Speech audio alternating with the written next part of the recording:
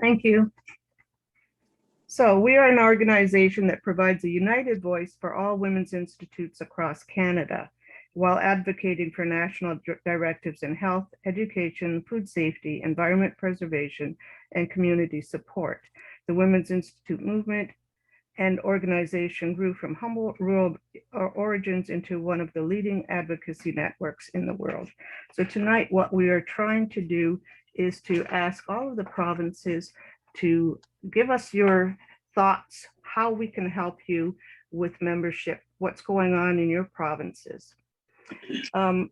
Angela Scott had a suggestion that we look at numbers 5 and 6 to start with. And if that's all right with everybody there, we can do that. So number 5 is, if we were to close our doors today, from whom would we hear and what would they say? And then the other one would be, what works for your province, what has not worked? So I'm going to take this, unshare the screen here now, stop sharing. Okay. And I'm going to start with, I want to put the timer on for 10 minutes. And I'm going to start with Brenda. Could you tell us what, if we were to close our doors today, from whom would we hear and what would they say? Well, I think we would hear from our members, many who have been in WI for many years. They would be upset, they would be saddened to see an organization like ours closing. We would probably hear from many charities that our branches and districts support. We would hear from the governments of the provinces, I'm sure. I mean, WI has been around a long time in Canada. I would think that the governments and municipalities would say that WI has put forth a lot of effort into supporting their communities. Many resolutions have passed, were effective, and changed things for the better. And we are active and proud members in Canada. On the flip side, on the other side of that, the side that we are having issues with, I think that others would say that we have had our time, we've done good work, but maybe we are not relevant today. So I think that's the question I know that BC is facing. So I believe one of the real challenges is to make WI more interesting and exciting. Now, maybe we need to start from the bottom up and encourage our branches to have more interesting meetings, less business, more speakers and so on. And then the provincial and federal offices could also offer interesting and informative projects that we could feed down to the branches. Probably all I have to say.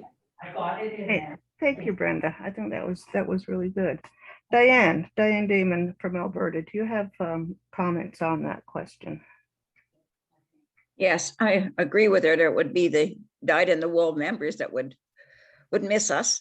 I have been visiting some of my branches by phone, and one of the questions I asked was, are you keeping up with what Federator's doing and ACWW, and are you interested in it? And they aren't. They're only interested in their branch. And of course, my mandate is I want to increase our membership in the province. I'd like to get at least 125 from Alberta alone. So I think what we have to do is a one-on-one, because the reason that most of them have joined was for friendship. And I think that is still something, especially after COVID, something that is really, really important. Some of these are other causes, like our resolutions and that will come afterwards, but I don't see many joining for that particular reason. Most of them are looking for bonding with women like us. Thanks, Diane. Appreciate that. And Karen, how would you answer that question? Karen, you're on mute, I think.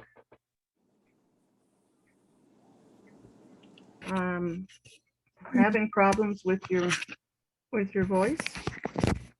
Can anybody else hear her? No. So Karen, we need to get your mic going or something here. You can hear me, but there's a big thing in the middle of my screen, but the meeting being recorded. I wish you could take that off. Just, well, all you have to do, Diane, is click on that so that you're acknowledging it. What?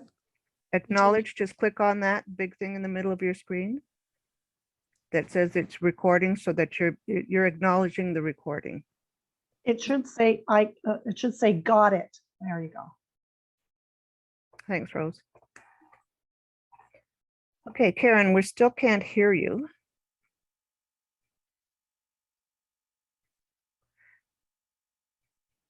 No, cannot hear you, so I'm not sure what's happening with you.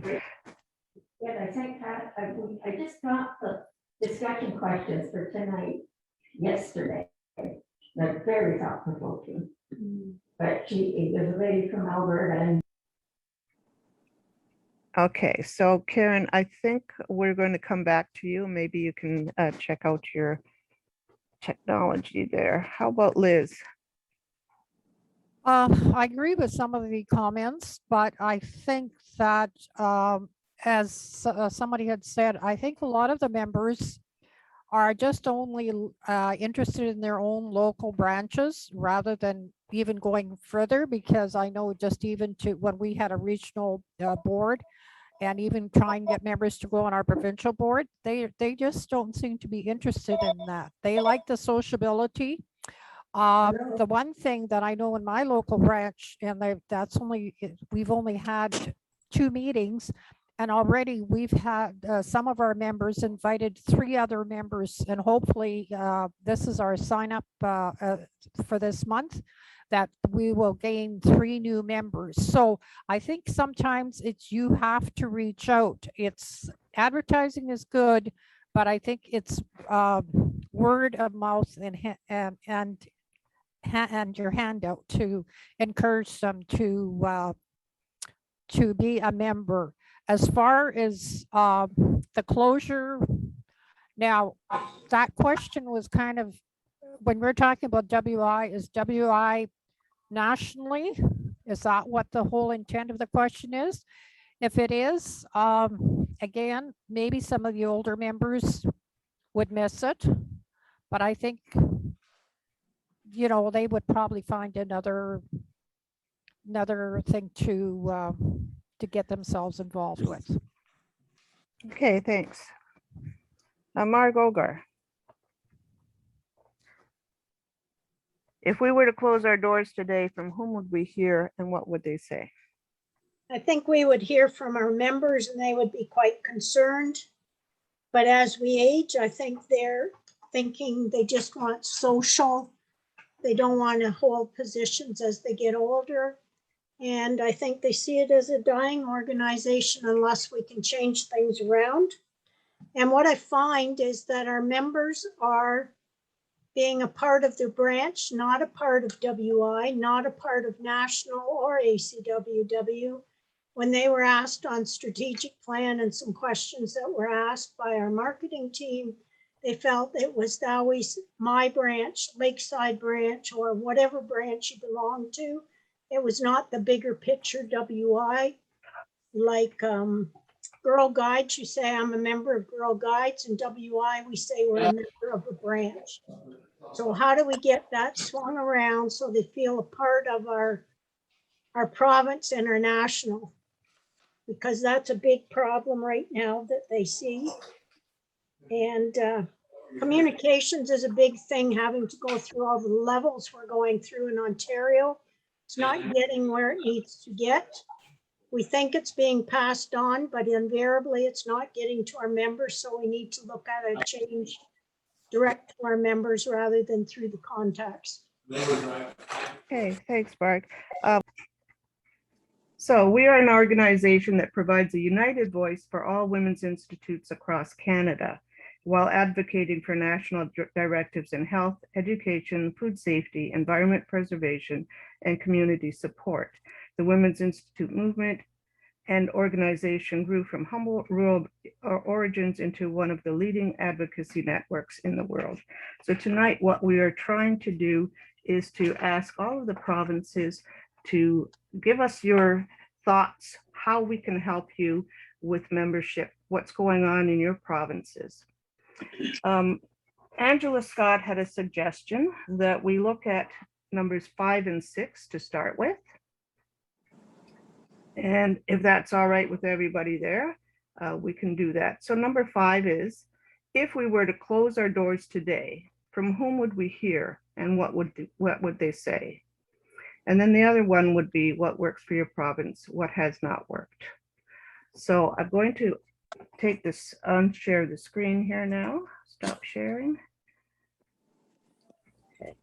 And I'm going to start with, I'm going to put the timer on for 10 minutes. And I'm going to start with Brenda. Could you tell us what, if we were to close our doors today, from whom would we hear and what would they say?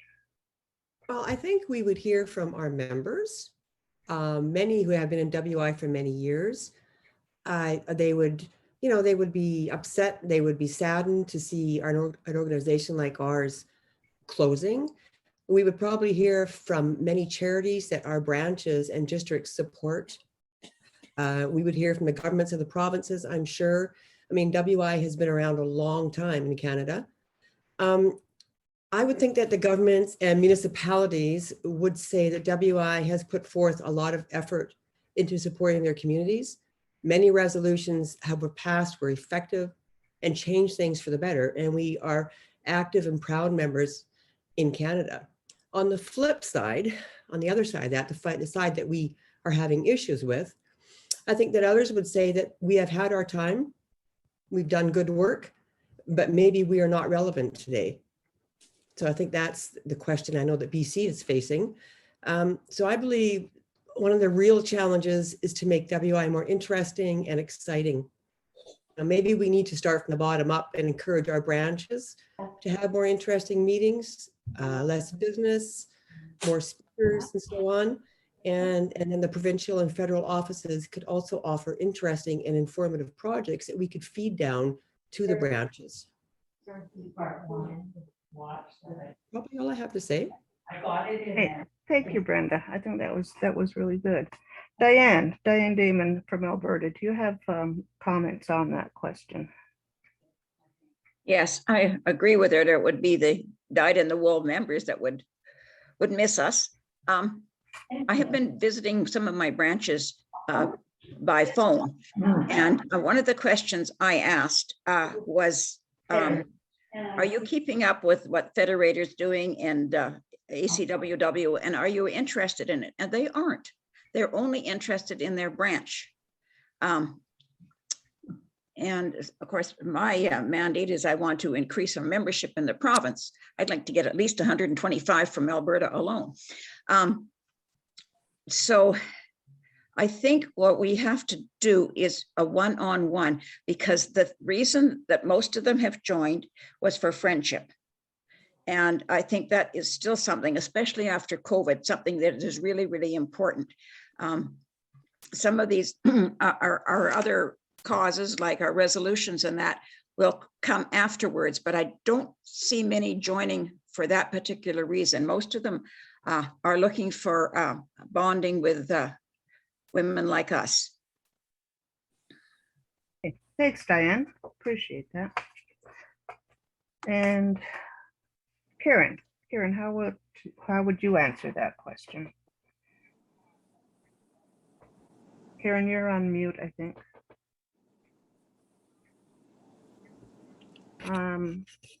Having problems with your voice? Can anybody else hear her? No. So Karen, we need to get your mic going or something here. You can hear me, but there's a big thing in the middle of my screen, but the meeting being recorded. I wish you could take that off. Well, all you have to do, Diane, is click on that so that you're acknowledging it. What? Acknowledge, just click on that big thing in the middle of your screen that says it's recording, so that you're acknowledging the recording. It should say, it should say, got it. There you go. Thanks, Rose. Okay, Karen, we still can't hear you.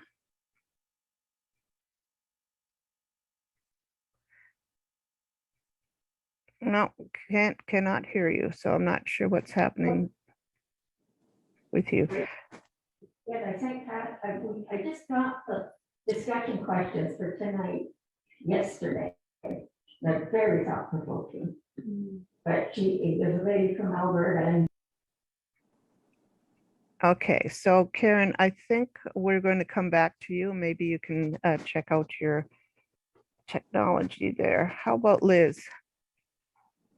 I agree with some of the comments, but I think that as somebody had said, I think a lot of the members are just only interested in their own local branches rather than even going further, because I know just even to when we had a regional board and even try and get members to go on our provincial board, they just don't seem to be interested in that. They like the sociability. The one thing that I know in my local branch, and we've only had 2 meetings, and already we've had some of our members invited 3 other members, and hopefully this is our sign up for this month, that we will gain 3 new members. So I think sometimes you have to reach out. It's advertising is good, but I think it's word of mouth and your handout to encourage them to be a member. As far as the closure, now that question was kind of, when we're talking about WI, is WI nationally? Is that what the whole intent of the question is? If it is, again, maybe some of the older members would miss it, but I think, you know, they would probably find another thing to get themselves involved with. Okay, thanks. Marg Ogar. If we were to close our doors today, from whom would we hear and what would they say? I think we would hear from our members and they would be quite concerned. But as we age, I think they're thinking they just want social. They don't want to hold positions as they get older. And I think they see it as a dying organization unless we can change things around. And what I find is that our members are being a part of the branch, not a part of WI, not a part of national or ACWW. When they were asked on strategic plan and some questions that were asked by our marketing team, they felt it was always my branch, Lakeside branch, or whatever branch you belong to. It was not the bigger picture WI. Like Girl Guides, you say I'm a member of Girl Guides, and WI, we say we're a member of a branch. So how do we get that swung around so they feel a part of our province and our national? Because that's a big problem right now that they see. And communications is a big thing, having to go through all the levels we're going through in Ontario. It's not getting where it needs to get. We think it's being passed on, but invariably it's not getting to our members. So we need to look at a change direct to our members rather than through the contacts. Okay, thanks, Marg. All right, Cynthia. Cynthia's from Quebec. Okay, so basically, if we were to close our doors today, from whom would we hear and what would we say? I'd have to agree and follow up with, it would be our members. Although a lot of our elder members are not going to renew this year because they find they're too elderly and they can't participate. So we're losing a lot of elderly members in that way too. Also, you're talking about Quebec, so you're talking about a language issue. You're talking about, we have so many associations with different languages, so we're really split. How many know what the WI is? If you're to go into a lot of the French population, they have absolutely no idea. So they wouldn't miss us. The ones we do give donations to, we'd hear from them. What works for your province and what has not worked, well, we're not really getting a lot of new members, or we definitely know that membership is not working. Okay, thank you. Angela, Well, I think I agree with everyone else. Margaret Ogar had it especially good.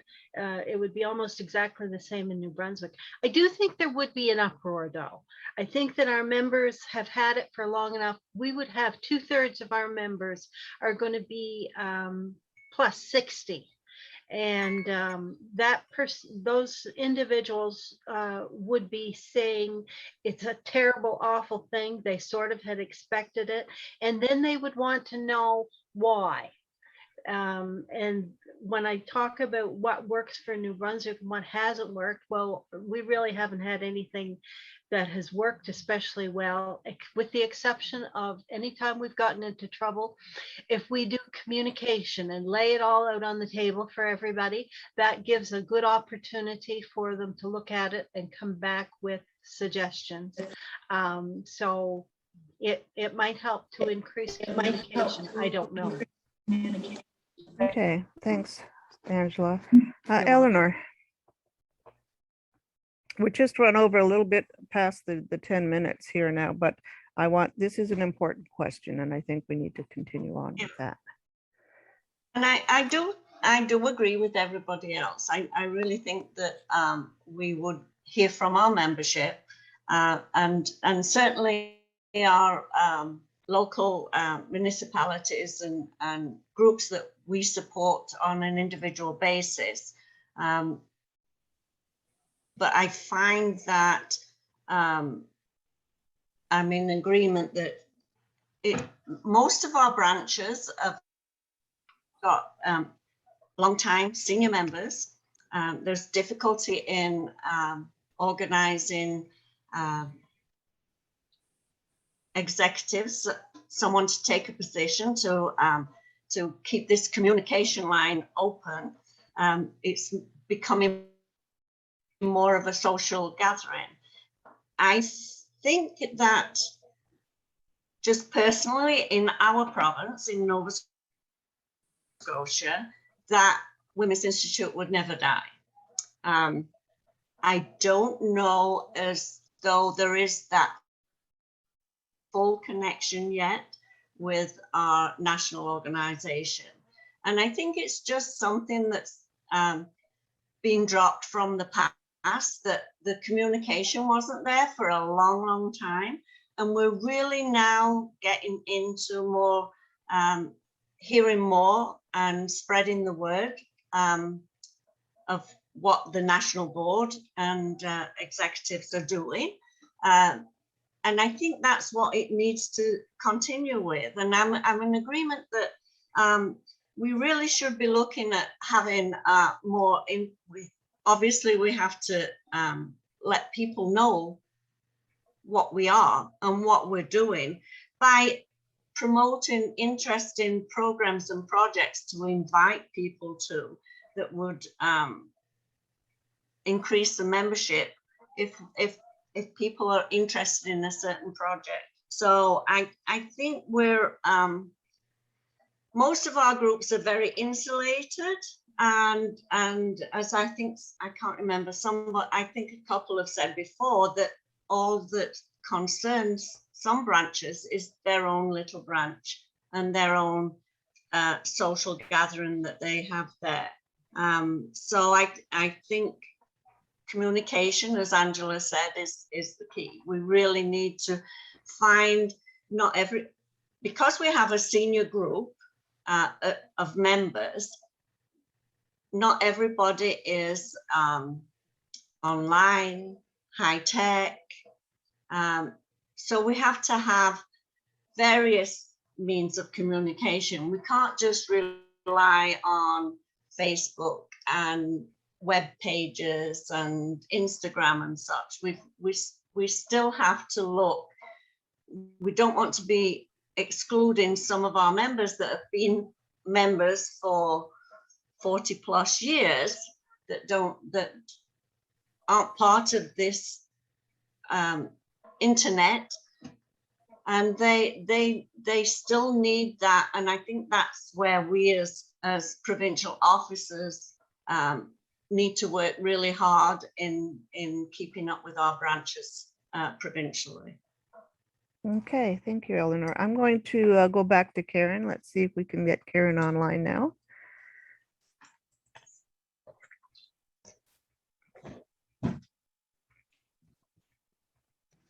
I see her here. Karen, can you unmute?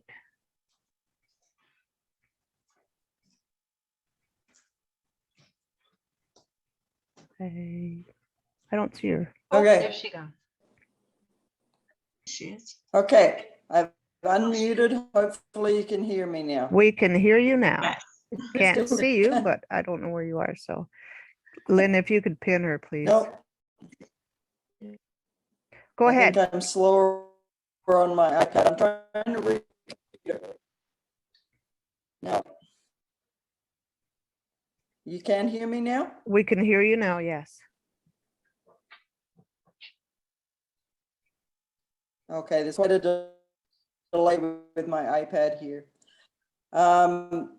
Saskatchewan had been paying for 50 members, but we're actually down to 27.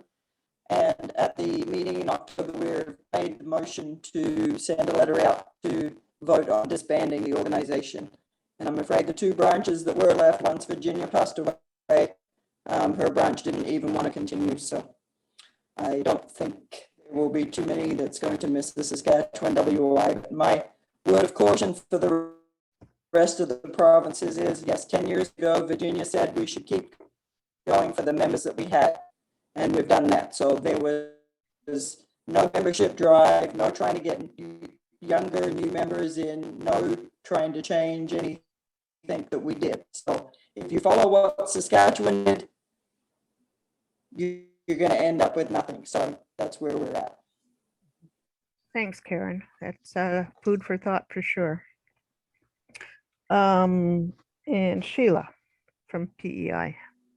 Yes, good evening and hello from Prince Edward Island. I think there's 4 areas where we would experience some question if we were to disband. First of all, would be our members, then the community at large. As you know, Prince Edward Island has a lot of rural communities. And so as a result, WI has been a heartbeat of our rural communities. So the community at large definitely would question as to why we have disbanded. The third would be our external stakeholders, those organizations with which we have developed partnerships with over the years, either providing funding or we're co-hosting or holding events or other educational sessions with. And the last would be our provincial government. And we are in a very unique position here in PEI in that we are the only province that still receives funding from our provincial government. So they definitely would question what works and what does not work. I definitely believe that, as with all provinces, our biggest challenge is membership. And what the biggest challenge for us is looking at unique and different ways to engage and to get younger people to enjoy, to join the WI, and to allow flexibility with our older members to embrace some of the new methods so that it not only works for the younger members, but it also works for the older members. And I think just that bridging is becoming a challenge for us. Thank you, Sheila. Is Marilyn online? I haven't seen her. Okay, sometimes Newfoundland has internet issues, so we'll just keep an eye out for her. So thank you, everybody, because I think there was a lot of interesting and informative information with that. So we're going to now go on to, I'm just going to go back to sharing the screen.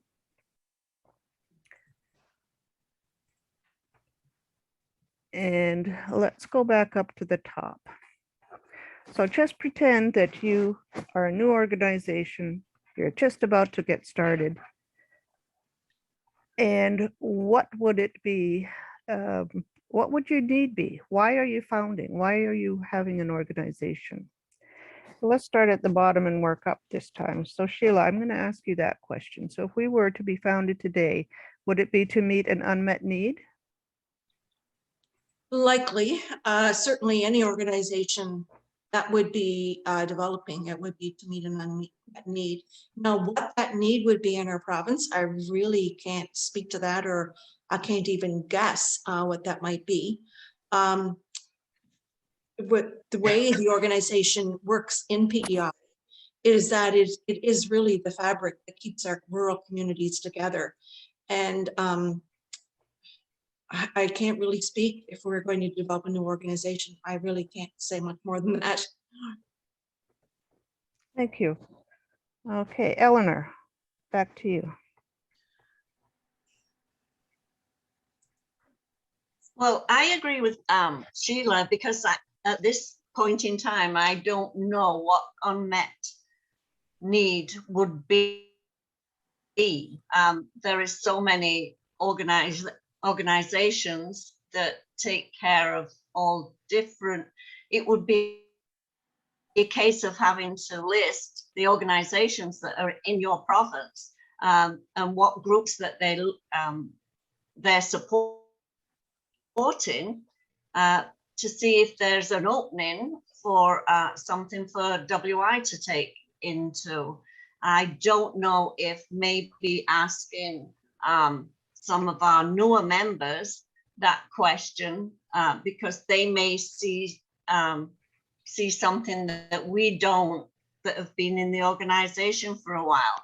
I have a new member with me tonight. Well, she's online, Donna McDonald from Nova Scotia, and she may have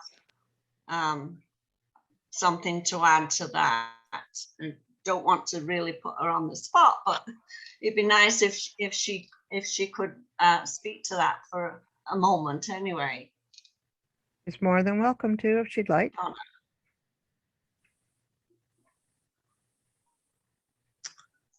Hi. I don't know what I can add. Thanks, Eleanor. Sorry, Donna.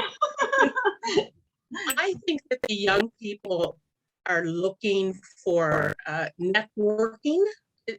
Rural women are no longer unemployed stay-at-home moms, right? They're working women.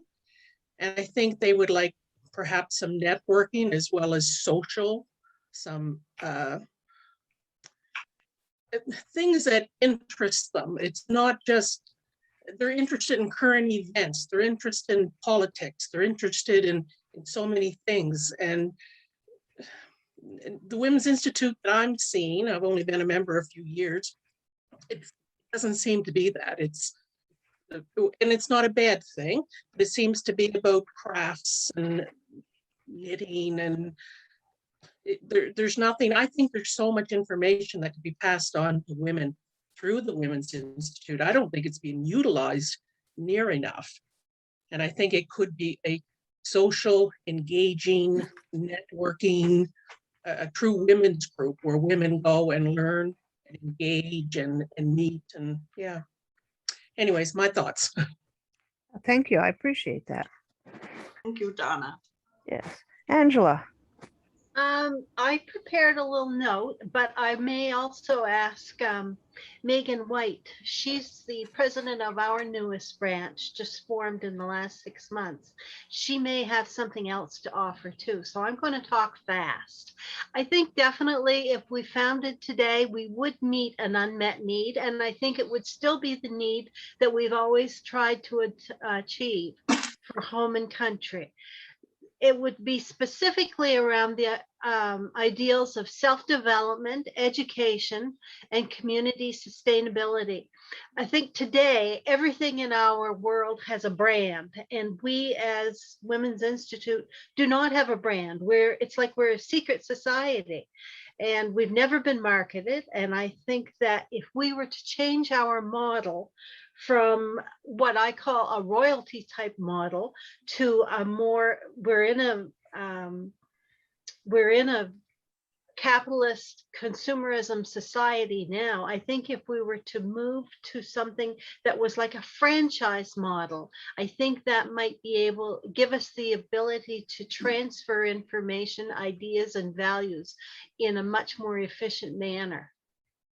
And I'm going to stop talking there. And Megan, do you have anything really? I know it's putting you on the spot.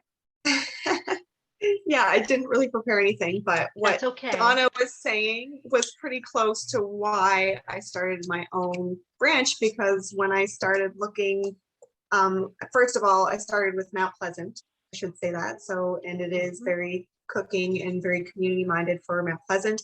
But when I started looking at the bylaws and like what our actual act says, I realized there's some grounds here to actually really make a difference for all women in New Brunswick. And that's kind of where I went from there. I pulled the idea to, or I said the idea to some of my friends, and we got enough people together to start a branch, and hopefully it's gonna bring good things. Great. Great. Thanks, Megan. I'm glad you were able to share that. Let's go on to Cynthia.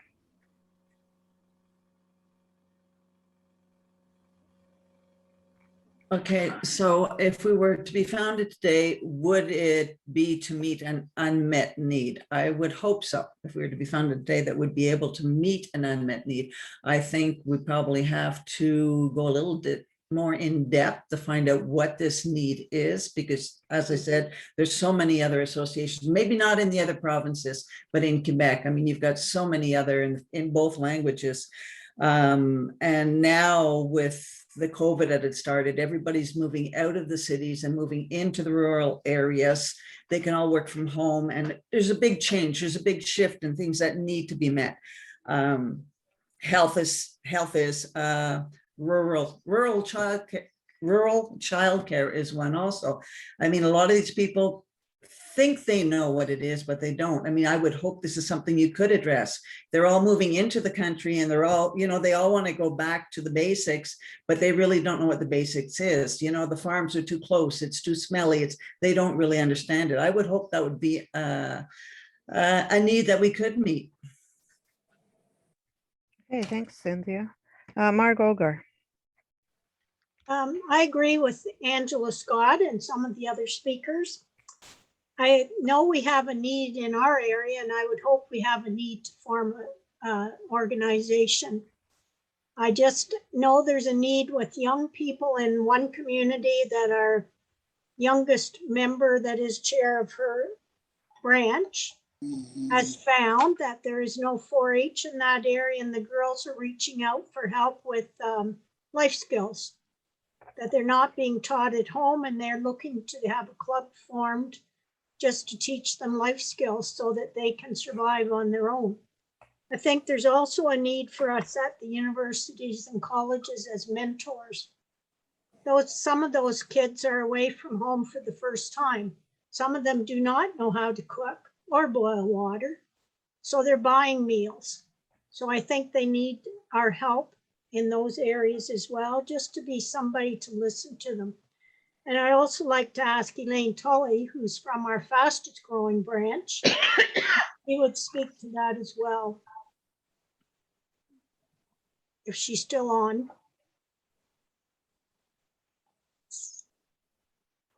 I don't know whether she is. Mark, hi, I'm here. Can you hear me okay right now? Yes. Yeah. Okay. Mark, thank you. I didn't have anything prepared, so I have been looking forward to a chance to speak, because I want to encourage all of you who feel that you're concerned that there might not be an unmet need. You're concerned about how deeply you might have to dig to find the unmet need. And I'm telling you, it is the experience of our branch. We're in southwestern Ontario, in the town of Paris. We have currently 40 members. We have gone up by, I think, 8 or 10 during COVID. So it can happen. Our biggest thrust is to meet women where they are at, make WI what its members want and what its members need. Every member is welcome and encouraged to share what it is that they are willing to share in terms of their contributions. And most of all, we just really listen. And getting out into social media, our branch is only 6 years old. We've been social media right from the start. People have found us. They pretty much only find us through Facebook or our website. We have our own branch website. Okay, thanks, Elaine. We're just over the 10 minutes, so I'm going to kind of move on.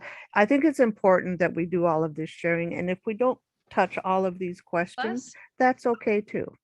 We can move on to different areas as we go along, but I just want to finish this one up, and I'm going to ask Diane Damon, you had your hand up, and I apologize for not getting to it, but I'm going to read you her chat. There are so many groups starting up for various causes, all of which could have been included in the WI organization, but they don't know about us. It takes a lot of energy and resources to start a new group. How much better it would be if we could all come together. So I agree with that. And thank you, Diane. I'm going to go back to Karen for a second. If you're able to get back on here, Karen.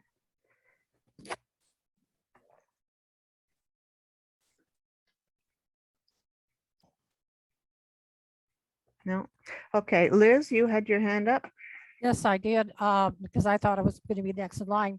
But I guess if it was a need to be met, one of the things would be the women's issues in the province and even in Canada. I know in Manitoba, we've got I guess it's almost the third year in a row, we have a Made in Manitoba project. And this year it is providing, I guess you call it items for women's shelters, and there is women's shelters all across the province. You can gather items and whatever, but this is a project that we are currently doing this year, is providing that.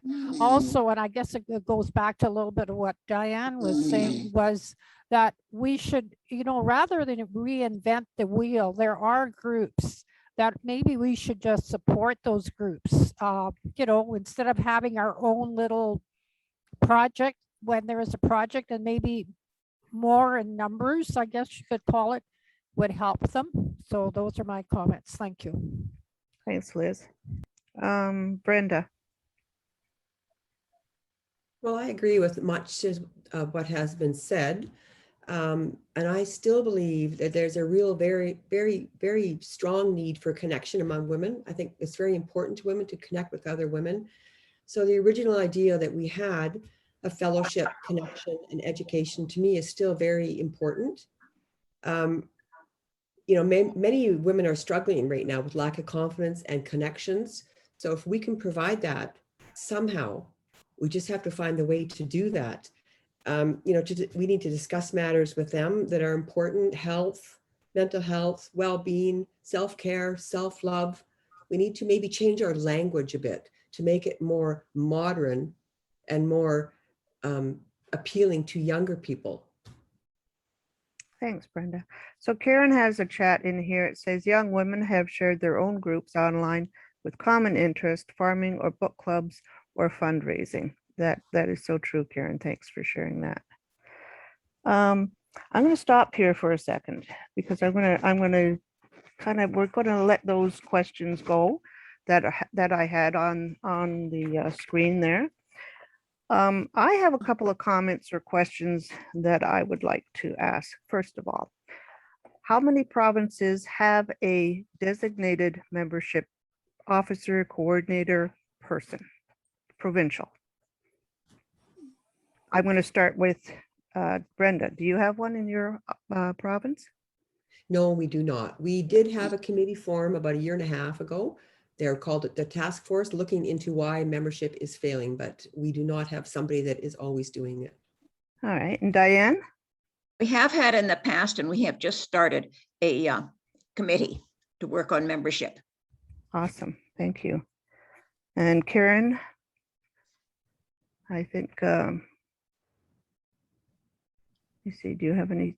No, you've already spoken to that, I think as well, that there was none. So I'm just going to move on to Liz. We don't have a specific person, but we do, we're working, have a marketing and promotion committee, which basically we're looking at different ways to increase membership. And right now we're doing, because of the COVID situation also, we're trying to do present Zoom presentations. You know, some are kind of formal, so where we have a speaker, and some where we just, you know, socialize, and we realize that there are positive comments for those that are able to be on Zoom, or that's basically what we use as Zoom. So it's appreciated. So we don't always get the same members all the time, or even people, because we're opening it up to either outside of our membership, or our members even. So that's what where we're at. So you don't have a designated person to do that? No, we don't. Okay, thank you. Cynthia? Oh, I'm sorry, I missed Mark Olgar. We have a membership coordinator with the committee that has done an excellent job of putting a Zoom meeting together for the province during the pandemic. And she also put a book club together during the pandemic that has worked very well for our membership to keep them involved. Okay, thank you. And I believe that's Sue Cushing? Yes. Oh, I've seen some of the wonderful work that Sue has done. And Sue, I think you're online. Do you want to say something? I am here, and I have an amazing committee, and there are 5 of us, and we're from all across Ontario.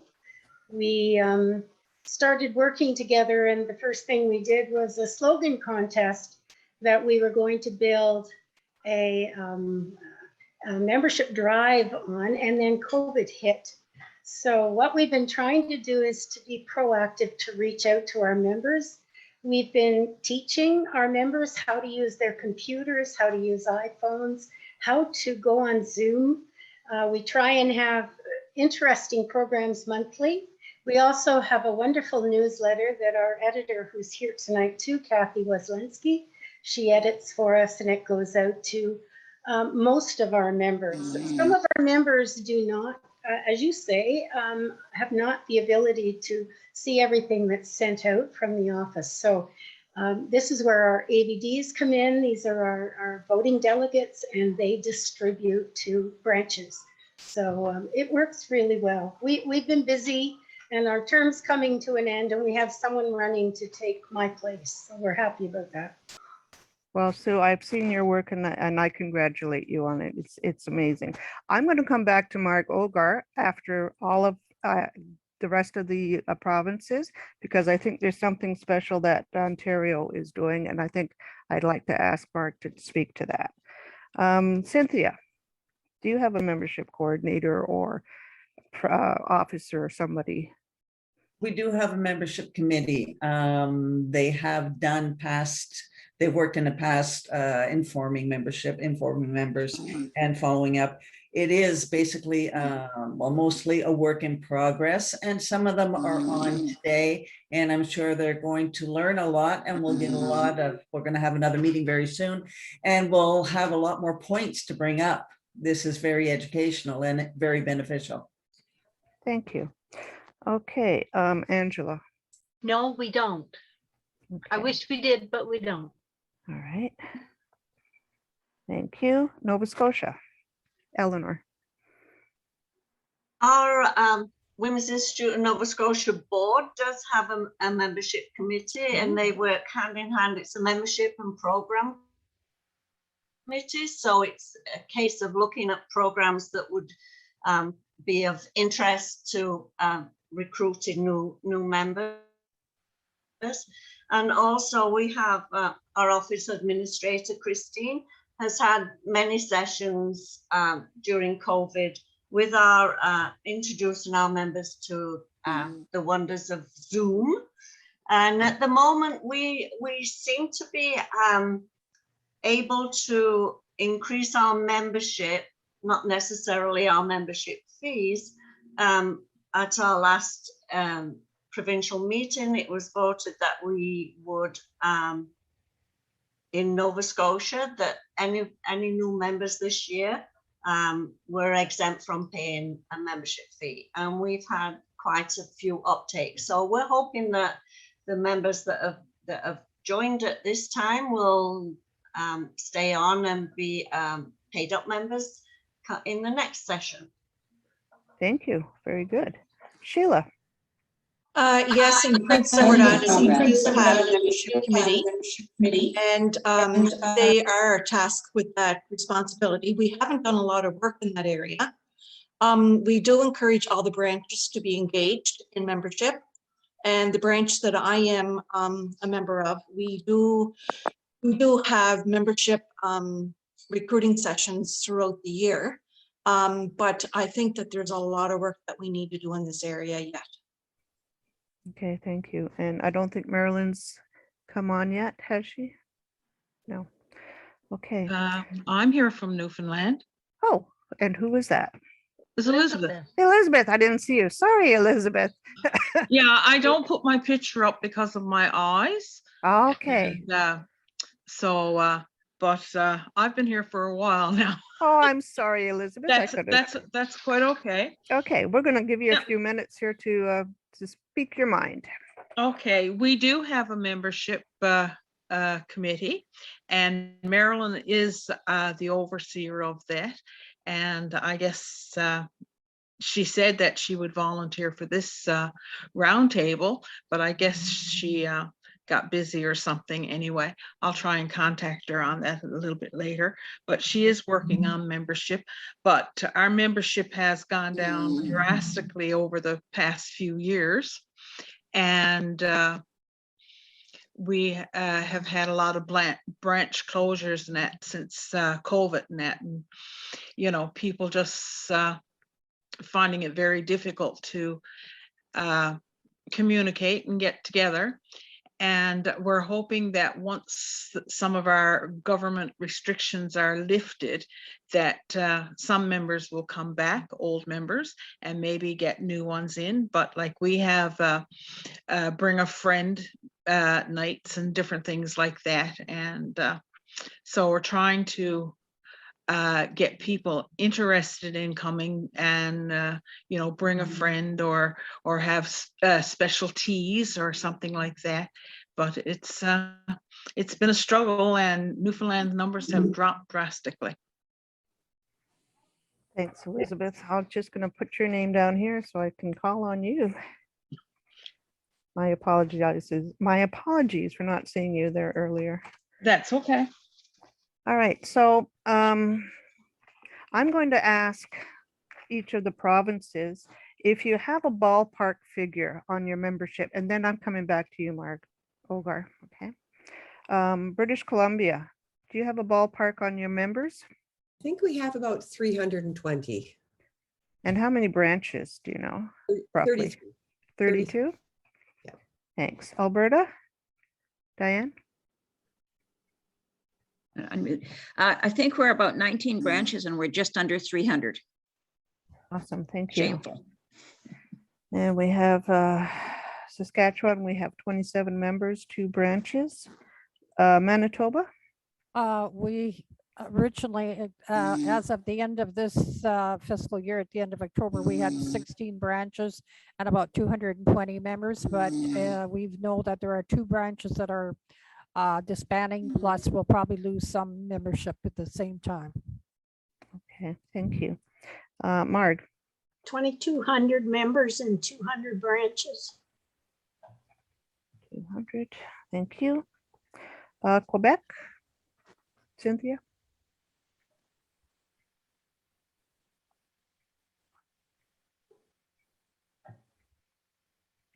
Cynthia, do you, can you unmute?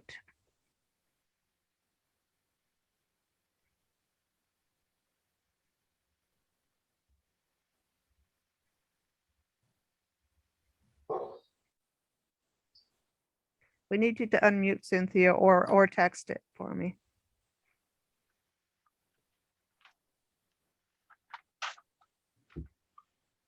She looks like she's. I think she's froze up, Margaret. Okay, do you have an account on Yeah, that? we have 26 branches around, I think approximately 250 members, somewhere around there. Oh, thank you. New Brunswick. We have between we have between 40 and 50 branches and between 400 and 500 members. We're not really sure where the dust is going to settle until COVID gets over a little bit more. We believe we lost about 25% since COVID started. Okay, thank you. Eleanor? You're muted. Yeah, Huh? there you go. Okay. We have 25 branches. We lost 3 or 4 branches during COVID, and our membership has fallen to 263. Thank you. Sheila? We have over 1,000 members and 70 branches. So that's interesting. And 70 branches? Mm-hmm. Thank you. A little province like that, and you have 1,000 members. You are Yes. awesome. Yes. Newfoundland. Hi, we have approximately, I don't have the numbers in front of me right now, but if memory serves me, there's about 260 of us, maybe 265. And we have dropped down to about 15 branches. Okay. Thank you. That is really interesting to see the numbers here in the branches. Now, I said I'm coming back to Mark Olgar because Ontario is doing something a little different, something new and innovative. So I'm going to ask Mark if you could speak to that, please. I believe you're speaking about us hiring a marketing and rebranding company to work with us to do an in-depth study of our organization in Ontario, which they have done and are working on. I'm just going to read you his overreaching recommendation. The most significant overreaching recommendation is to create an organization with a positive culture and environment, with a clearly articulated purpose and compelling member benefits. And he says this change will create an entity that existing members will be happy to be part of, and an organization that potential members will be highly likely to want to join. The thing he's doing is he assigns us things to come back with information to him, and he sets a deadline. Our last deadline was 10 days. The next deadline is 90 days. And we are working on, he found some issues because our Not-for-Profit Act has changed in Ontario. We have to be compliant in the next 3 years, and we are not at this point. So that's another issue that we have to work on. So he's getting our in-house in order so that then we can start growing within 5 years by 5%. And he's working right with us and giving us samples of things that we need to work with. And we're getting there. So the last session we've had with him, we've been working on FWI's mandate is positive, forward-looking, inclusive, and reflects its roles as a provincial body of the national, because he's saying most of the organizations that are swinging around are top down, not bottom up like we are. So we're looking at that issue as well. He also sees that we have too many small branches we need to amalgamate. Suggestions that he's given us. He's making us look at our governance and our internal process, and which will support the achievement of FWIO's purpose. And we need our leadership to embrace servant leader models. And we need to foster an inclusive culture. We think we're inclusive, but are we really inclusive? He wants us to look at that, because we look at most of our members in Ontario and they are white Caucasian. Are we reaching into the communities? The other thing he suggested, as your smaller communities grow with new subdivisions, are we reaching into those new subdivisions? He's also comparing us to other organizations that have turned their organizations around. He feels strongly that we can turn it around, but we need to make our members realize that they are part of WI and the national and the world. And we have to get our members engaged in all areas. So it's been a real challenge working with him. He's not giving up on us. He knows we can turn it around and be an organization like we were before. Hey, thanks, Barb.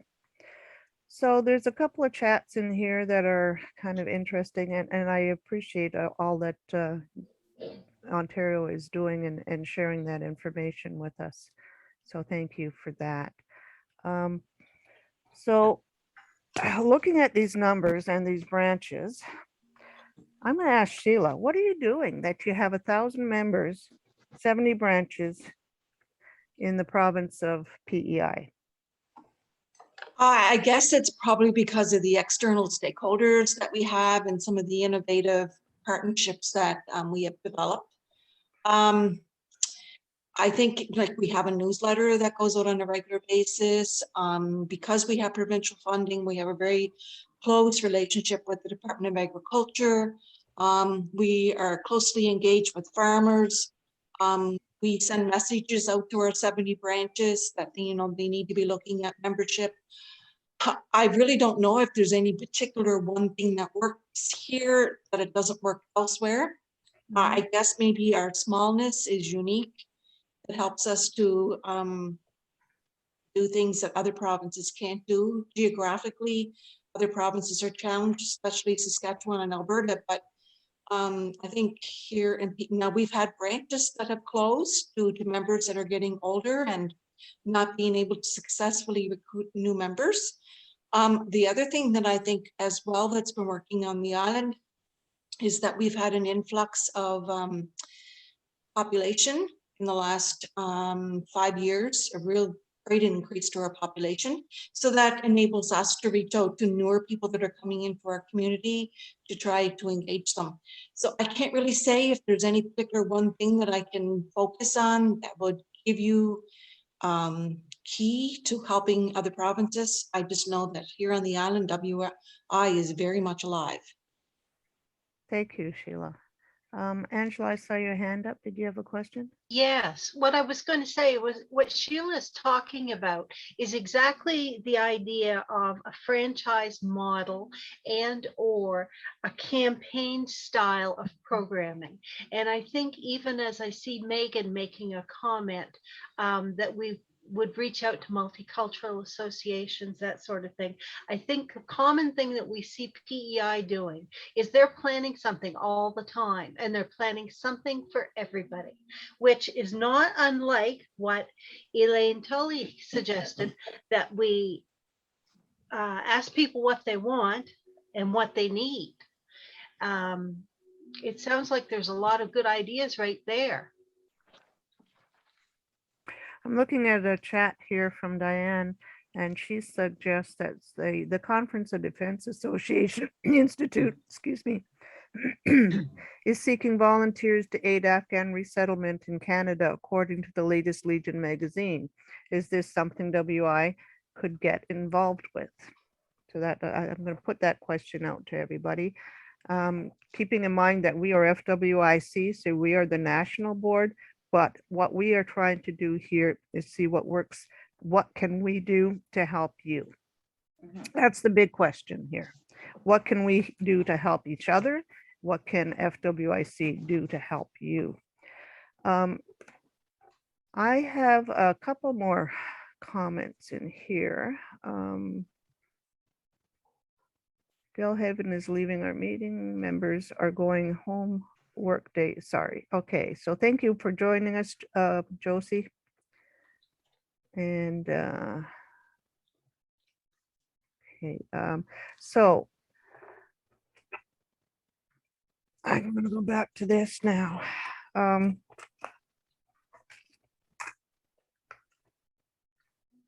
So FWIO is doing some new and innovative ideas. Do we have any other ones, new and innovative ideas from any of the other provinces? What are you trying that's different? I would share one more thing. This is Sheila. Just recently, we were contacted by a small island in England, and they asked if we would be willing to have a Zoom session with them. And we did, and we're going to continue to do this on a regular basis. And we're sharing ideas back and forth and talking about some of the things that work in our province and can they do it in their small island and vice versa. So we've been able to share some really good ideas. I would encourage that whether it's webinars or whether it is just sessions with provinces that share like Alberta and Saskatchewan, they're both geographically challenged. They could have Zoom sessions back and forth and talk about things that work for each other. So I know that that has been helpful for us. So it might be something that others may want to look at. Thank you. So I think what I'm going to do right now is I'm going to open this up to anybody, everybody that's here. We have right at the moment, we have 56 people in attendance. So from the members, do you have questions? And you can direct them to Lee from Paris. Thank you. Hello. As a new member, I've been a member about 4 years, and I'm membership coordinator for our branch. And I'm hearing a lot about how the people are joining, and I see that as my membership coordinator role. They're joining for community, friendship. They want to get involved in local charities. And I don't mean to be harsh, but as 4 years as a member, I have seen no benefit in being connected to the province or to the country WI. I'm sorry, I never even heard of WI before I moved here, but I think we talked about wanting to be connected to the province and to the country. I'm not sure what the benefit is. I don't mean about leaving WI, I just mean about if we want to be connected, I think we need to be more clear on what that gives us. Sorry if that's harsh, but I'm really curious about. Oh, that's what we want to hear, all of the comments, because that's you're a new fairly new member, so that's really the harshness is what we need. That's a good statement to make. Rick picked up on that right away and said we have a disconnect in Ontario between the members and the board, the FWIO office. We're working to correct that. Okay. Let me see, there was another comment here from Sue. Elaine Tully and I are starting roundtable discussions with our branches, so that's good. That's another way of getting connection. Anybody else have a comment or would like to speak out?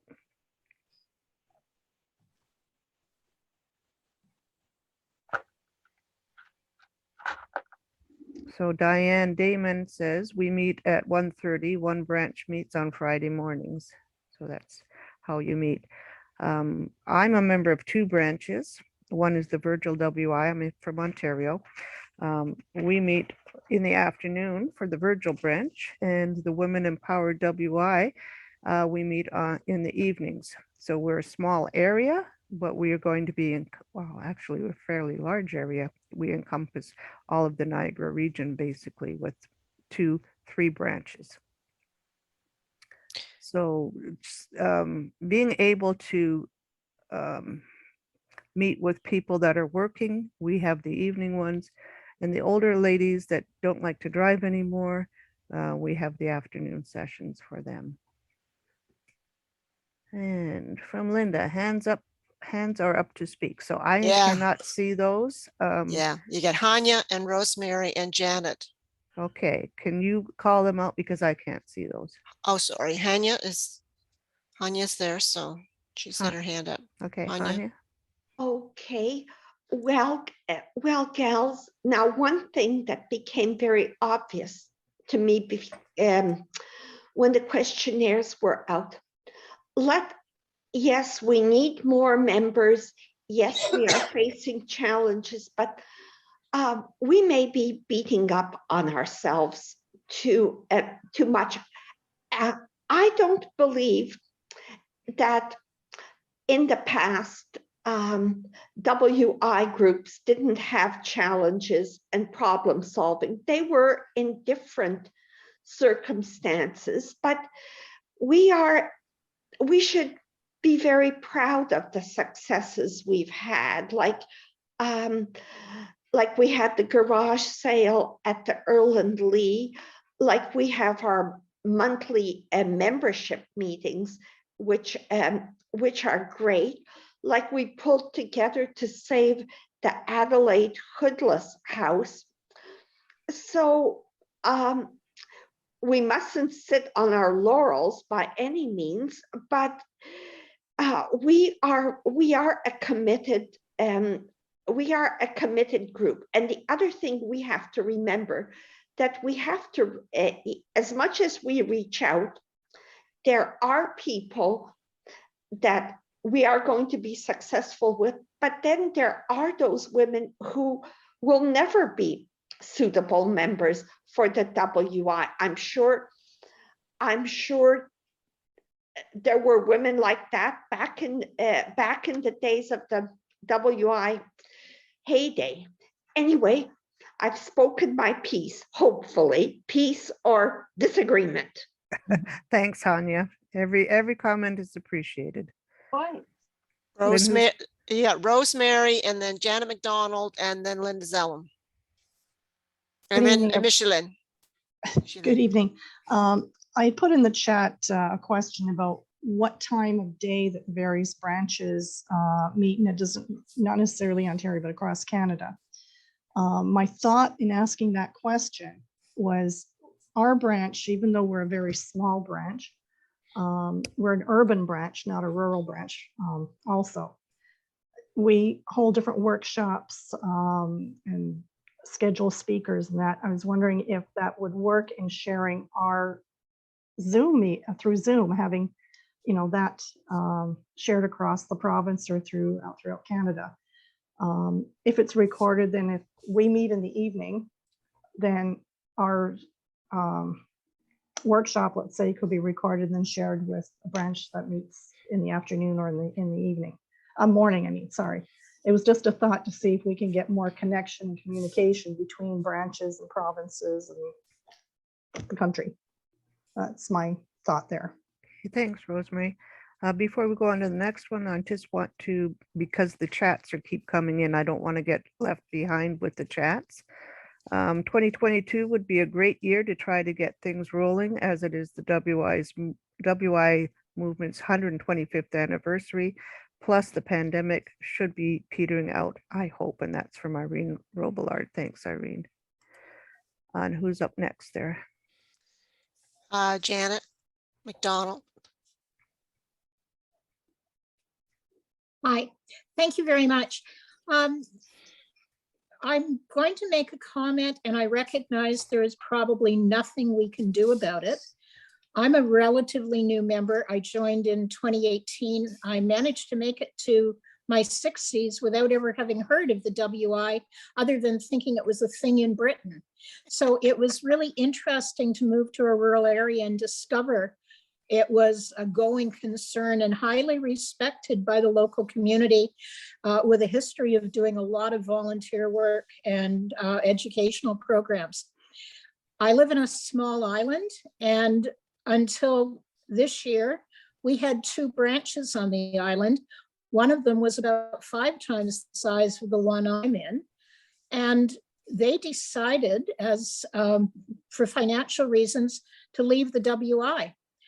They've rebranded. They're continuing as an organization. Remembrance Day last week, they laid the wreath for their group just before I laid the wreath for the WI. And I think we have to find a way of showing value, because we're paying almost $50 a person. And every other organization I'm a member of costs between $20 and $35. So if we're trying to encourage people to see value in what we're getting from the Federation at the national level and at the provincial level, we really have to show more than we are right now, I think. Our branch has always subsidized its fees, because in the past they had a lot of money from doing things like catering for events, funerals and weddings. They've gotten on in age and haven't been able to do that for about 10 years. As their treasurer, I explained to them we can't subsidize beyond next year and they'll have to pay full fees. I suspect they are going to choose to be a friendship group like the other branch if we can't do anything. I think a terrible opportunity was missed during COVID last year to somehow provide some fee relief, even for a short term, to branches. And that's what drove the large branch here to withdraw. They paid $800. They were getting nothing because very few of them had email or could do Zoom. So that's just something I think everybody needs to be aware of. Thank you. Thank you, Janet. I'm going to go into another chat here before we go on to the next person. Sheila McLean says our board meets in the morning and branch in the evening. And one more from Kathy Bryce. Websites and Facebook pages of provinces and local sites need to look modern and professional and feature more younger people, more sharing of programs that other branches are offering. All right, on to the next one. Who would that be? Oh, sorry. That's Linda Zelm.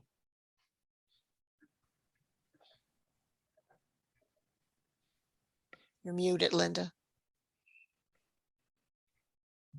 Sorry about that. Hi, everybody. Hi. If I could just comment on a couple of things that people have said.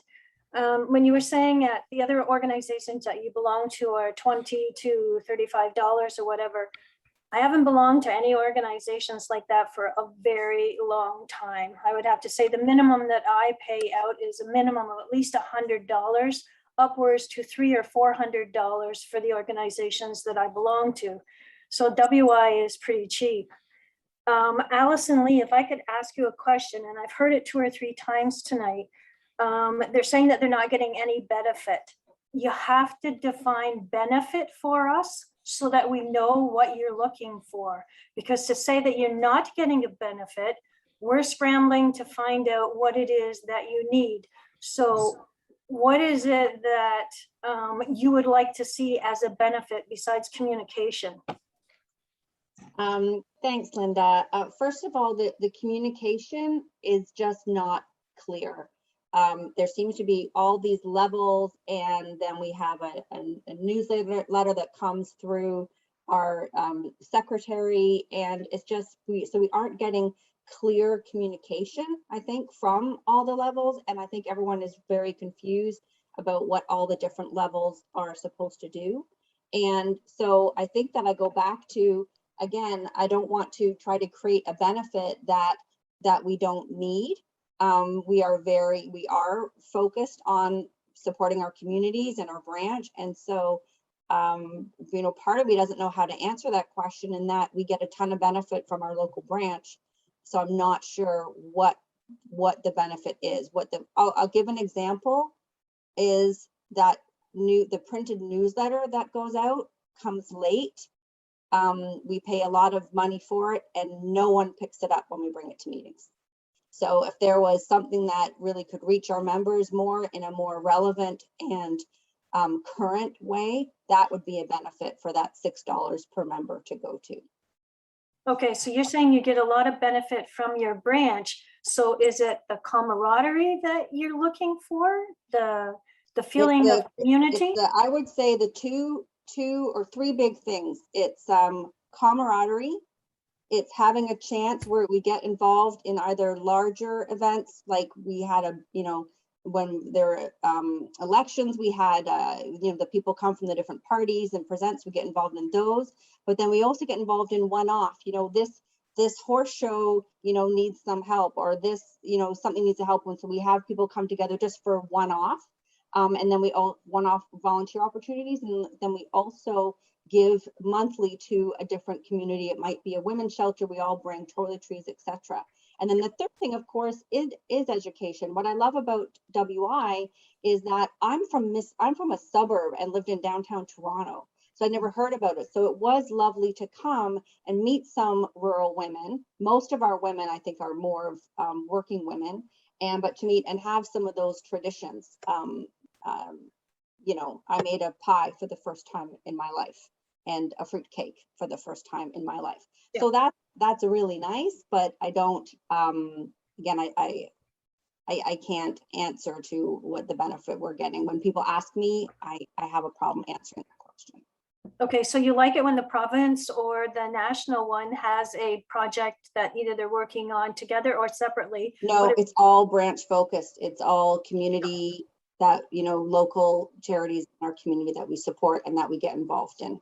Yeah, no, I understand that, but would you would like it if the province had one major project either every year or every other year that they worked on? I personally don't think so. What I was talking about was the communication for the, you know, more information from that paper newsletter that comes out. I don't think has relevant information for our branch. We're a bunch of very busy women, and the stuff that we already do for volunteering, when we try to do big, large projects, it is hard to get women to do. So I don't think that's what we're looking for. And Elaine, or if anyone else from my branch here has a different idea. But no, I don't think we're looking for that. Okay, thanks very much. One other quick point I just wanted to make was I agree with helping all the immigrants come, but we have, and I believe this is right across Canada, I think there was a residential school in every province. We have a lot of Indigenous people that are our sisters and brothers that I think that we could help right now. And I think that would be a really good focus for all of us to look at, but that's just something for everyone to think about. And thanks very much. Thanks, Linda. Appreciate that. I'm going to read another comment before we go on to the next person. And this is from Brenda DeVald. Perhaps it would be a good idea to have a toolkit from FWIC that could be shared with the provinces, which would be given to immigrant women's organizations, shared at women's shelters or Indigenous groups, telling about us, who to contact, and what we can offer. That's a great suggestion, Brenda. So who's on next? I think we're to Micheline Dubo. Yes, hello. Hello. I wanted to speak about regional activities or regional communication, because when we do a coast-to-coast Zoom or anything, some people are waking up, some people are ready to have a nap after their lunch. So it would, to me, make sense if the FWIC could organize activities, because your pool of WI members is so much greater than any provincial pool, and a regional pool would be, I'm sure, quite lucrative in finding people to cluster around interests. For example, a book club that the book is going to be a vetted book that talks about some innovations in agriculture, and or a book club on some recent publications on the state of the art of handicrafts in terms of the economic value or in terms of new techniques.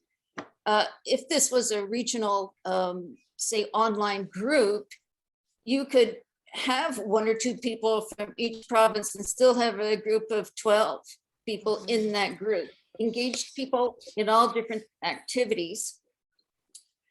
And I think the members of that group can vote on when they want to meet. You know, it can be flexible, organic. And then I also wanted to follow up on the idea of working with our Aboriginal population or First Nations. I think we have an opportunity to reach out and have a reconciliation action group and talk about or meet with our leaders and spokesmen and find out what it is we can do, how we can promote some action, or how we can act to promote the reconciliation at a time when I think it's really on top of mind. So that's all I had to say. Thank you. Thank you. Appreciate your comments, Micheline. Some of those are really good, and I think that we'll have some major discussions at the next board meeting. Sue Min has, I think I said that right, has a comment here, and that it was, I agree so much with what Allison is expressing, as well as what Janet shared on the return on our investments in FWIC versus locally. Also, I think membership fees for groups must vary tremendously across regions. In our community, there are many groups operating without such fees, and the FWIC assessment is not cheap for us. Not sure what you're talking about. The FWIC assessment is, I think we're getting $5, $2.50 goes to the homestead. So FWIC assessments has not been raised in the past 19 years. I'm not sure if you're talking about another organization or you're talking about FWIC. So I just wanted to see if there's some clarification on that. And we had another one here. Fees paid in general. Sorry? It's the fees paid in general, she said. Fees paid in general. Okay. So I think the high fee is the Ontario one. Okay. All right, next person. Liz. Jonga.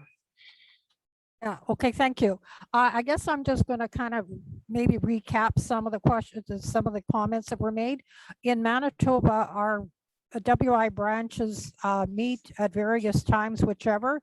The local branch that I meet, we meet the second Friday of the month. Some meet in the afternoon, some in the evenings, depending on their groups. But also we have what we call individual members. Now they are members that either through branch closure or they wanted to belong, but they're not close enough to attend a branch meeting. They pay an individual member fee, which is the same as our branch members, but this gives them the option to belong to WI. They get the newsletter. They can, help put up, make up resolutions, things like that. The other thing that I noticed some of the provinces have, I don't know if you want to call it a tiered system, where in Manitoba, we have just our local branches. We did have, up until 3 years ago, regional boards, and we had a representative from the regional board sit on a provincial board. But because it's hard, as everybody knows, it's hard to get people on to take positions. So we've disbanded our boards, our regional boards. We still are regions, and we do have a representative that still sits on our board. The other thing is, for the last 2 years, because of COVID, what we did was we did mail-in ballots. In there, they had things that you would have at a AGM. You would get to vote on your resolutions. They're published 2 months prior to our AGM. They get to vote on those, which if they didn't attend in an in-person meeting, they sent a proxy vote. But that proxy vote was only good for resolutions. It was not good for anything else. Now, when you have, you're appointing your auditor, just different business items you have, election for people. We recently, for the past 2 years, we had our bylaws reviewed. We had first put one out, then we were told we should have legal opinion. We got that. We had to put them out. Everybody voted on that. And I think the response back, especially for the elderly members that cannot attend an in-person meeting for various reasons, distance, maybe members in their household, they cannot leave them. They were so appreciative that they were able to have their voice heard through a mail-in ballot. And what we did is we gave them a deadline. They were tallied up, and then we published the results. The other thing that we do is we publish a newsletter every 2 months. Well, there are 6 issues per year, except for one issue that is a mailed out issue, and that is the one that contains our resolutions. The other thing is right now we're doing everything digitally. Those that do not have access to computer or have trouble downloading things, they can actually request to have a mail-in copy of their newsletter. So I guess I'm just trying to point out these various ways. There are things. Now, the other thing is, and somebody made the comment that they're a rural branch rather than a rural. And up until, well, for about 4 years, we had what they called Manitoba Rural Women's Days, and we had speakers. 1 year it was on mental health and just did various things. But we found that some of the comments is that we could have had women attending these events, but because the word rural was there, it in a sense prohibited them from attending. Not that we would have noticed, but they just felt that they weren't there. So now we're trying to go with calling it Manitoba Women's Institute Day rather than having another tag on it, just Manitoba Women's Institute Day. And we had a Zoom presentation earlier in May, and we had a speaker. She did a presentation on nutrition. So these are some of the Women's Day Zoom presentations that you can have. So I just wanted to kind of share some of the things that we've done in Manitoba. So whether it's falls in with some of the other provinces or not, I don't know, but I appreciate the time. Thank you. Thanks, Liz. I'm just going to read a couple more comments from the chat room. One is from Colleen Hooper, sorry. I think it's not what you do for us, it's a thing of not. So I would imagine it's of not doing. Elaine Tully, virtual branches would appear to be the easy answer for those members who are not close enough or available at the right time for branch meetings. And I'm going to do a couple. I would love to see a WI day in Canada. That's from Sue Cushing. World Rural is definitely a closed system. And so I think looks like Angela, you're the next one up. Is that right? Okay. Yeah, I wanted to share, just as Allison had talked about here in New Brunswick, in many branches, there is the feeling of wondering what the value is of FWIC. And I just wanted to put out the question tonight. What should we be doing as FWIC that we're not doing? Because I'm just like the rest of you. I've looked at that $4,000 or $5,000 bill that we pay to, and it's a bill that we pay to FWIC, and we wonder what we're getting back from it. Because to be honest, here in our province, we're busy enough looking after ourselves that we don't really have time. I guess we can see the benefit with ACWW because it connects us to around the world. But it's like we're missing something, and I'd like to know what we're missing. Okay, thanks. That's a fair question, Angela. And I'm going to leave that open after I make a comment. So the FWIC is supposed to be the network glue that binds the provinces together. One of the things that we have not been doing for a number of years is to have resolutions put forth to the government. That's the biggest thing that I can see, and that's my own opinion, that FWIC can be the voice that connects all of the provinces for major issues that we need to contact Ottawa with. So that's one. And that has to come back to the provinces. We can't move forward with that unless you're bringing it forward to us. Okay, so that's my major thing there. One of the things we're doing is what we're doing right now. We're doing the roundtable to see what we can do to help you get membership. Now, what's the suggestions? Do you want us to help promote WI with advertising, a national network? How do you want us to help you? So I have to put the question back to you. What do you want us to do? Hanya, I see your hand up. Well, the reason that I feel so strongly about FWIC is because I have been fortunate to travel to go to FWIC conferences, and it was a wonderful conference in New Brunswick. All the conferences were great. And if you can identify or somehow feel for members in other provinces, that they are just like you, that they just have their challenges. It goes back to the branch versus FWIC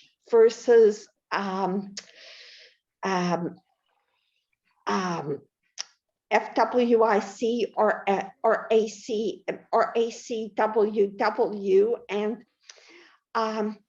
well, with ACWW work, sometimes local branches say, oh, there she goes again. How is that relevant for us? It's just keeping a happy balance. And if something's not, well, but then if something isn't working, don't beat yourself up over it. That's the big thing. Learn and go forward, and maybe, and because we aren't going to please everybody all the time. That is so true. Thank you very much for that, Hanya. Couple of comments in here. We need resolutions. That's from Megan White. Rosemary says, yes, we do need resolutions. We are currently working on putting forth a resolution. Chandra Smith, a national vision from the top down, which gives a common purpose to women's initiatives that can be common to a majority to attract new members. And Irene Robillard, how to push the federal government to provide vaccinations to a third world countries before giving booster vaccinations to general Canadian public. Clean drinking water for all communities in Canada. Mhm. So it seems to me that we're going to be, Donna, I think you've got your hand up. Hanya, did you have another question before I move on to Donna? If not, can you put your hand down, Hanya? Donna? Something I'm kind of observing right across the country, there's no cohesive, like if you were to advertise what the Women's Institute was, it seems to vary right across Canada. The core is there, but what each province does, I'm a dairy farmer. Mhm. I am the only farmer, I think, maybe it's two of us in Pictou County that belong to WI. So it's not there for the farming, like PEI talks about their agricultural end. It's just, it doesn't seem to be, if you were to tell me why I should join the Women's Institute, what it does, I think each province would have a different answer. And I think in order to promote us and for us to promote ourselves, there has to be like a core, something that we can all, like if nationally you're going to help us, then we need to know. Am I making sense? No. You are making sense. I think that Yeah. there probably needs to be another think tank so that each of the provinces can say what it is that they want to put forward, what is their goal, how are they going to help their local communities, and I think we'll find a common thread in all of that, and that's what we would be putting forward. But it's only a suggestion. Do you want us to do that? I think even the branches, our local branches, have different ideas of what the Women's Institute is, let alone on a national level. And so the other way that you could look at it, and I'll get to you in a second, Elaine, thanks for your patience. But the other way you could look at it is just to put out an advertisement that says, we're still here. We're not your grandmother's WI that sits and drinks tea. They were hard workers as well, and we're ready to work for you. Something to that effect. Okay, Yeah. it's a national advertising. Here's the contact. Here's your link to your provincial units that you can contact. Something, but it costs money to do that too. So there would have to be fundraising, etc. Elaine, I'm sorry. Was that okay, Donna? Were you? Yep. Yeah. Okay. Elaine.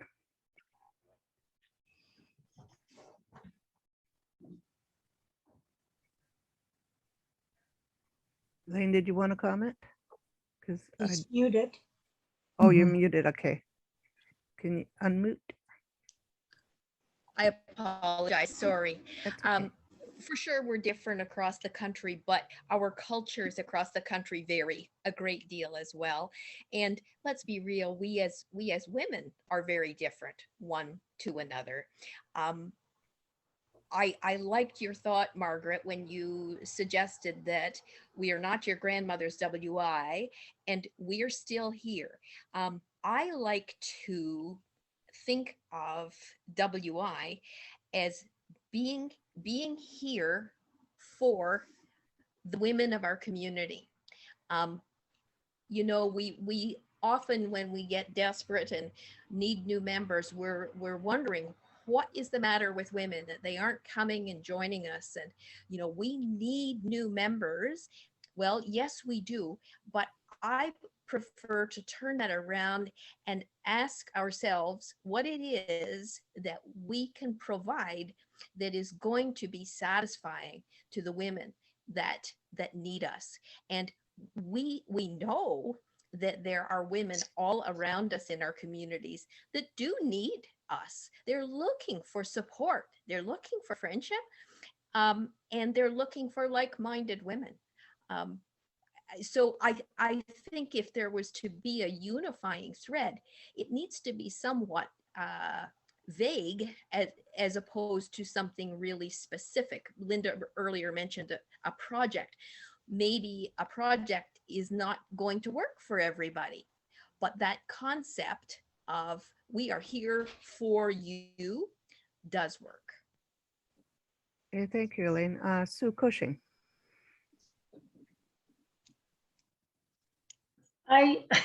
Elaine took some words out of my mouth, but being a coordinator for membership for Ontario, and hearing that most of the provinces do not have membership coordinators, I would think that that would be a step to really consider right away.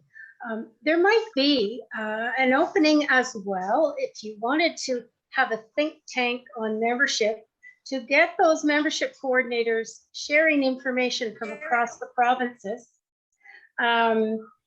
We can do that virtually on Zoom very easily. There are so many great ideas that we can glean from our members by talking to our members. And I know that FWIO has done 2 surveys. One our membership committee did as well. And we really did get the same results, and that was that the board and the office and the leaders were not communicating during COVID. And the members were lonely, they felt isolated. We were trying to reach out, but we had so many members that are older that weren't hearing what we were saying. So there's so many issues to solve. I personally think if we're going to do marketing, we should be doing it. I mean, I'm an enthusiastic WI member. I love the idea of Women's Institute. I love the idea that we have a voice in Ontario and in Canada and in the world. And it's a voice that's got some power, and we don't use it very well. Not that I say we should need to pound the desk or anything like that, but there are so many women's issues. And right now, women's freedoms around the world are being threatened. And we as women really need to be aware of that and working in our own little ways to make sure that we don't lose those freedoms. So I hope that, you know, after this meeting, Margaret, that maybe, you know, we can be more in touch with our provincial presidents and boards so that we can pass information down to our members, because they really want it. They're so lonely and they're crying out for more information all the time. Thanks, Sue. I appreciate that. Hanya, you have another question or comment? Yes. Now, if I can share with you 3 women that I reached out to during the pandemic to join the WI. Well, one was an old high school friend, we had the goofy hats. It was about a year ago, and we were posting on Facebook. Does anybody remember that? Well, one of my high school friends said, "What group is this?" And I told her. Now she lives in Smith Falls, and I spoke to her closest branch, but the arrangement is when I'm traveling that way, I will swing by and take her to meet a couple of WI people, which hasn't happened because of the pandemic, but hopefully within the next year, other things considered, I really hope to take her because I think she'd be a fantastic member, and I think the WI could do great things for her. Now, another member, and this is very cool. She just lives down the end of our driveway. As she just moved in, as a little girl, she grew up on the reserve in reservation in Alberta. And she said how her mother changed their names, and how they snuck away so that they wouldn't go to residential schools. And I thought, wow, what a story. And when she heard about the WI, she's interested, but it's to have a meeting that's appropriate to take her to. Silverwood had a meeting during the summer, but because of regulations where we can have meetings, we've been having Zoom meetings. But as soon as there's a meeting that will be appropriate, I will try to take her. Now the third case, and maybe you guys can comment on it. That's my it's my granddaughter's godmother. Now she's a perfect baker, perfect Martha Stewart herself. Well, I said to her, would you be interested in WI? And she said, I grew up in a WI household, and that's the reason I don't belong to the WI. And ooh, what do you guys make of that comment? I would probably ask her why did she say that? What happened that kept her away from the WI?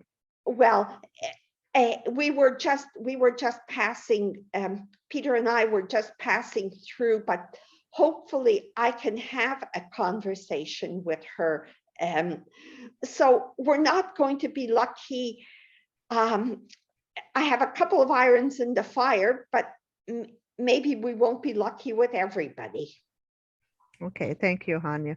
There is quite a few comments here in the chat that I would like to touch on. Janet McDonald says advertising at national level, social media, TikTok, Instagram, engagement branded templates we can use to make posters locally instead of each branch using scarce resources to repeat the same activities would help.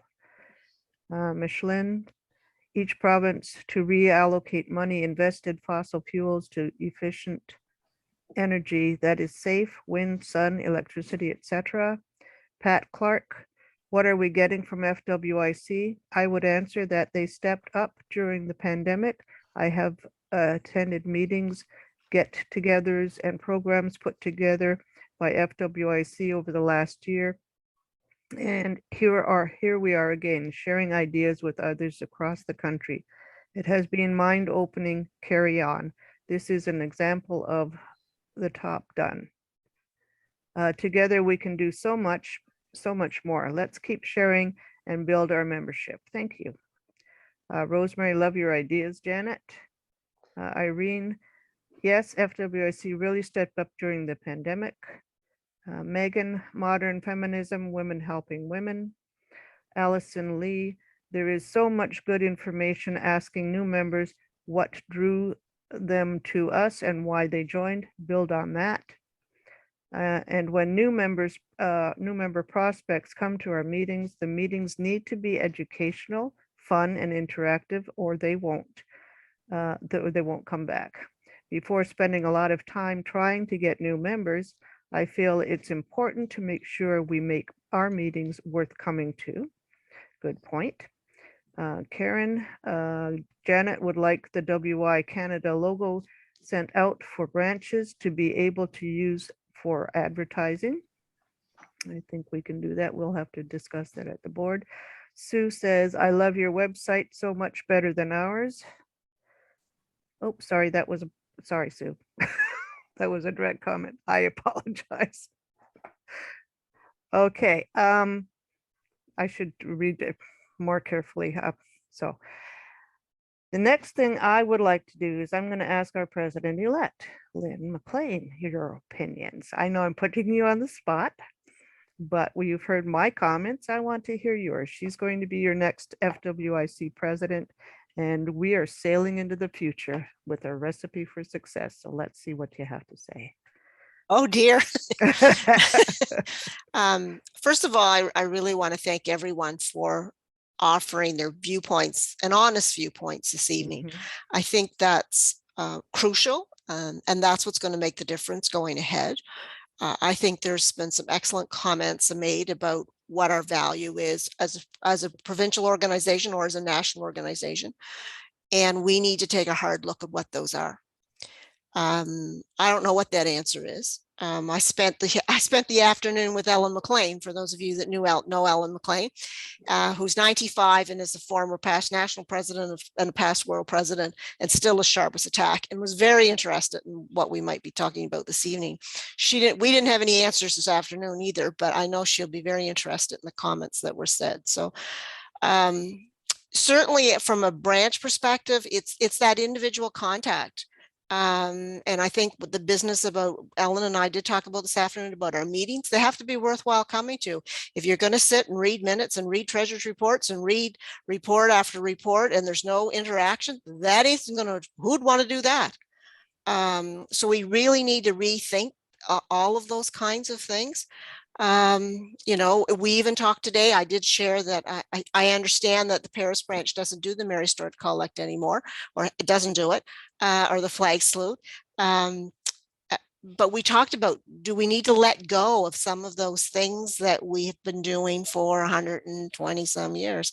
Maybe it's time for a change. And but I guess part of that is giving the branches the freedom that it's okay to do that. It's okay to email out your, print your minutes ahead of time and distribute them if your members can't, if they don't have access to email. And we do need to respect that some of our members do not have access. We are very fortunate, and my branch, Eleanor and I and Donna, there's at least 3 of us here from our little branch in Nova Scotia. And but we email out all the reports, and we just don't spend time reading them at the meetings, and it's made a big difference for us. So you also need to have some people there that can attract people that are fun people. If you have all type A personalities, I've had this conversation, if I ask people, they say, oh jeepers, she wants you to do work. I'm not the person to ask people to come, because she likes to do work, and that's what she's about, doing projects. But other people, like Donna, likes to have fun and has a reputation for having fun. So she attracts those kinds of people. That's a spark. We talked about that. Ellen and I talked about that this afternoon. Like, what's the spark in the branches to do that? We have a wonderful opportunity coming up with 125th anniversary. So what are we doing about that? How can we get people going and interested? This COVID will slow down, and we will get to go back to do some of the things, but we're not going to go back to the way we were. So why should WI go back to the way we were? We need to rethink what that looks like. I wish I had answers. I don't have a crystal ball, but I think with some of the things that people said here tonight, we need to do some real soul searching and figure out ways of making that happen, because we need to be relevant. And how do we convince those young members that FWIC is very relevant and ACWW is very relevant, and understanding what this global world is about? We need to work together. We can't be individuals. We'll not survive as individuals. So anyway. Thank you, Lynn. It's something that we all need to think about, and I really appreciate your comments on that. Did you find this useful? If I would really appreciate you sending your comments to info@fwic.ca. If you didn't find it useful, tell us what you didn't like. And the next question would be, would you like a follow-up? Would you like a follow-up roundtable on membership?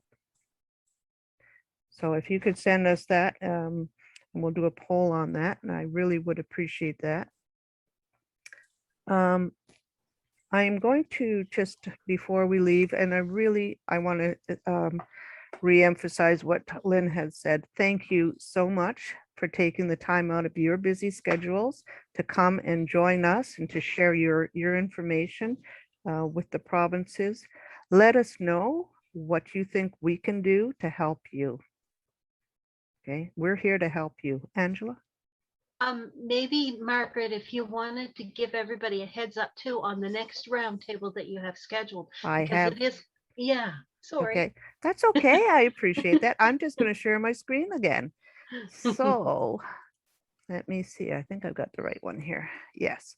So we've gone through that. Here's our upcoming events. Can you see that all?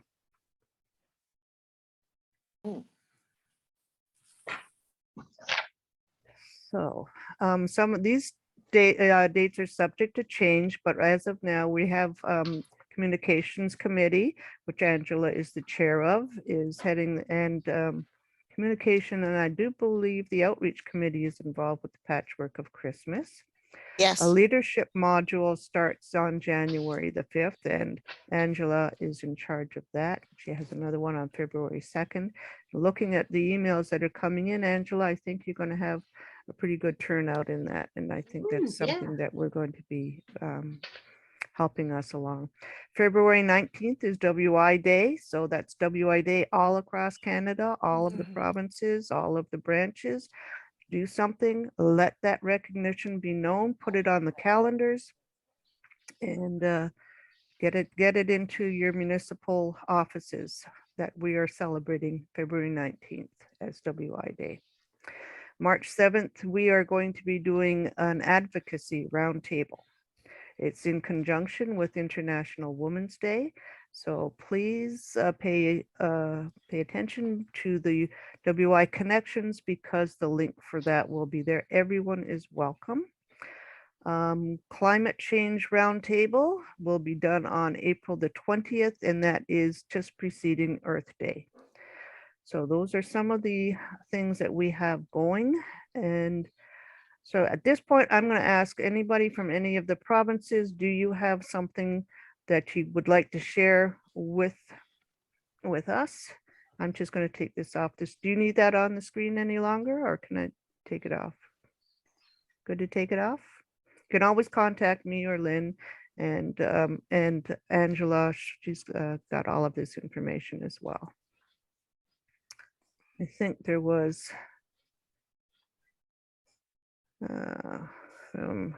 Nancy. Is there time for any more comments? Nancy, of course there is.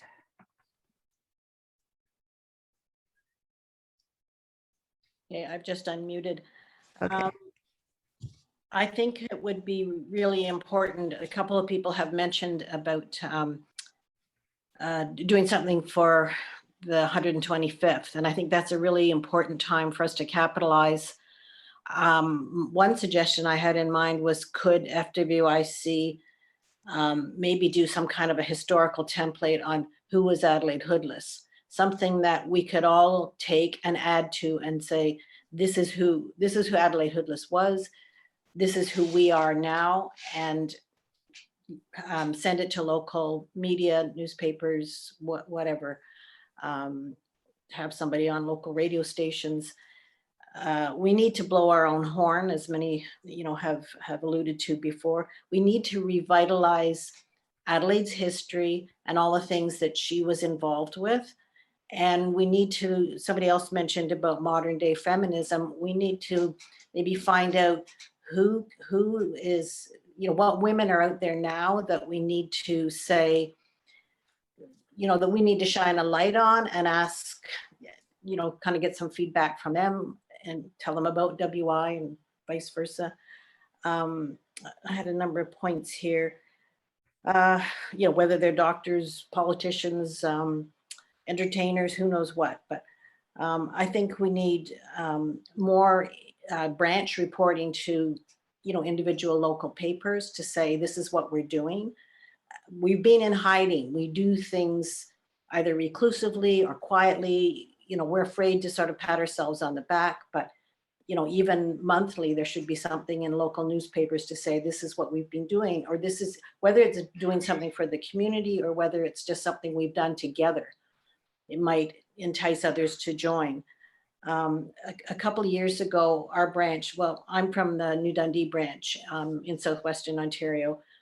Our branch is about 113 years old. Tomorrow morning, we're having roundtable discussions to discuss our future. And you know, my personal goal is to keep it going. But 2 years ago, we had an Indigenous education night where we had an Indigenous historian from 6 Nations and a residential school survivor come and speak. And we had 175 people. And we had a large donation to the residential school following that. And another time we had a large gathering of in the community because we had a local band come and play in our band shell, which is renowned in Canada. And so there's things that you can do to reach out to the community and educate. I think educational types of things, I'd like, you know, maybe do something on the environment, that kind of thing. So there's, I think, lots of ideas. And one thing I was hoping is that I've been feeling kind of inundated with all the newsletters coming from various levels. If the provinces and FWIC could maybe coordinate so that one newsletter comes out, say, at the beginning of the month, and another one comes out in the middle of the month, rather than all on top of each other, and maybe have you know, highlighted little calendar dates so that they're right up front and you can see them sort of right off the bat. I think that would be good as well. Anyway, I don't want to take up too much more time, but I really enjoyed all the comments tonight and found it very useful, and hopefully we can all learn from each other, and maybe if FWIC's newsletter had, and I think you probably have had in the past, comments, this is what BC's doing, this is what Alberta's doing, PEI is doing, and every month try to get something in from the, you know, just a short thing on, you know, the different provinces reporting, I think would help pull everybody together too. So thank you very much. Okay, thanks, Nancy. There's one more question here from Megan White. I guess I just wanted to kind of comment on the Adelaide hit list. If we are going to bring that up and push that for 125, we should bring into consideration of Indigenous and how the residential schools would some of that would come into effect because all of that, and it just needs to be very conscious of both what she has accomplished, but also like some of the negative things as well. Yeah, thank you. All right, we are getting into the hour that are the 2 hours, and I want to thank you once again for all of your comments. Please let me know if you found this very interesting or helpful. Do you want us to do this again? And if you do, then we will work on to another program. So having said that, I'm going to say good night.